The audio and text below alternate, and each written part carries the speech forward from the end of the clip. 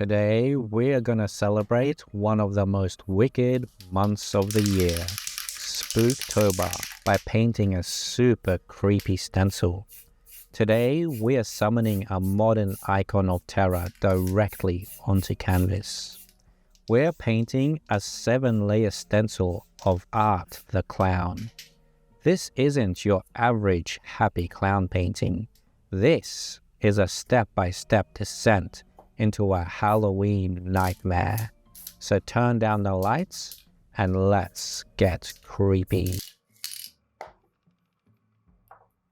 Of course, if you dare to paint a copy for yourself, you can find colors are used for each layer on the left. And if you want to get a copy of the stencil for yourself, you can either find it in the members only section or in the description below.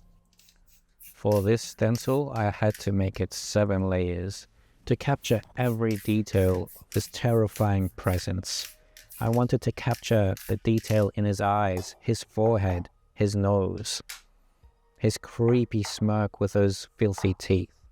This stencil had to capture all of those terrifying little details. So enjoy the rest of this video as I slowly build up each layer into something truly terrifying.